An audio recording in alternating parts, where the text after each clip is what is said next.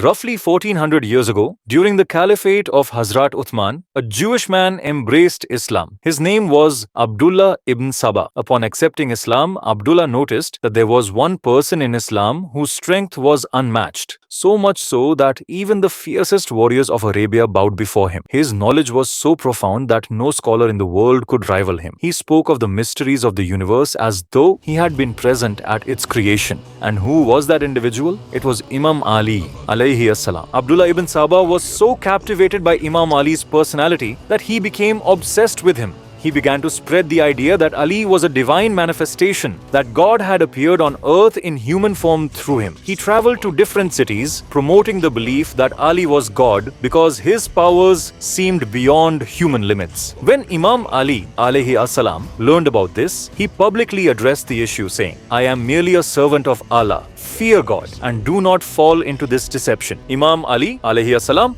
warned his followers not to associate any human being with Allah. But Abdullah ibn Saba refused to accept this and went so far as to declare, "You are God and I am your prophet." Eventually, Imam Ali, alayhi decided to take action and warned that anyone who equates him with God would be punished with fire. Abdullah ibn Saba was burned publicly to affirm that Imam Ali was God's servant, not his equal. Ali declared that two types of people would end up in hell because of him: those who elevate him to divine status and those who reject his virtues and harbor hatred. Some people objected to Ali's decision, saying that only God had the right to punish with fire. This became the origin of a new sect in Islam that began to regard Imam Ali, alayhi as-salām, as divine. Although Abdullah ibn Saba was dead, his doctrine had already spread to parts of Arabia. People began echoing his beliefs and used Ali's punishment of Abdullah as evidence that he was indeed God, since only God could burn someone in fire, and Ali did so. As more people joined this belief, Imam Ali,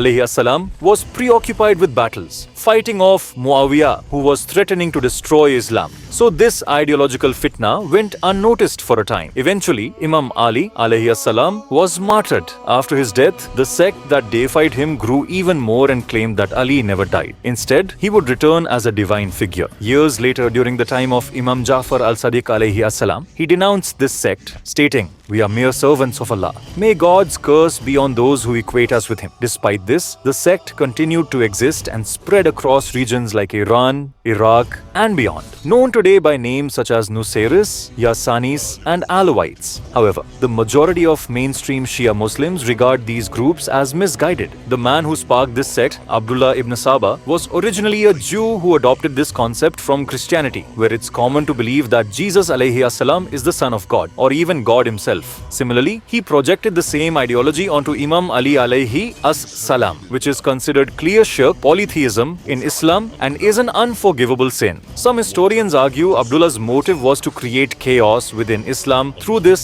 false narrative. Even today, some Shias say, "Ya Ali Madad, O Ali help us." But the question arises, why Ali and not Muhammad? It is believed that Allah made Ali's personality so charismatic that Satan used it to mislead people. Around 1400 years ago, when Allah was about to send the first revelation to his prophet, peace be upon him, he already knew that his beloved messenger was a mercy to all humanity. He didn't want the prophet, PBUH, to engage in wars and bloodshed, so he sent a lion, Ali ibn Abi Talib, to protect him. On 13th Rajab, 600 C, a noble woman named Sayyida Fatima bint Asad, heavily pregnant, came to the Kaaba. As she approached, the wall of the Kaaba miraculously split and she entered. There she gave birth to a child, Ali. When she emerged, the prophet, peace be upon him, held the child in his arms and named him Ali, meaning the one with great honor. Even today, cracks remain on that Kaaba wall, which are believed to be from that miraculous birth. The prophet asked Abu Talib to allow him to raise Ali, and thus Imam Ali alayhi as-salām grew up under the care of the prophet and Sayyida Khadija alayhi as-salām. When the first revelation descended, Ali was about 10 years old. The prophet asked him if he believed in the oneness of God and in his prophethood. Ali immediately responded, "I do not worship idols. I testify that there is only one God, and you are his final messenger." The prophet then asked if he would support him in his mission, to which Ali replied, "O Prophet of God, I will help you." For 3 years, Ali, the prophet, and Khadija were the only ones practicing Islam. After the prophet openly declared his mission, the pagans of Mecca mocked and harassed him, but young Ali stood firm by his side, undeterred by the threats of powerful enemies. God granted Ali such might that even the strongest Arab warriors couldn't stand against him in battles like Badr, Uhud, Kandak, and Khaybar. The Prophet kept Ali close and often confided in him. He said, Ali is from me and I am from Ali. We are created from the same light. His flesh is my flesh.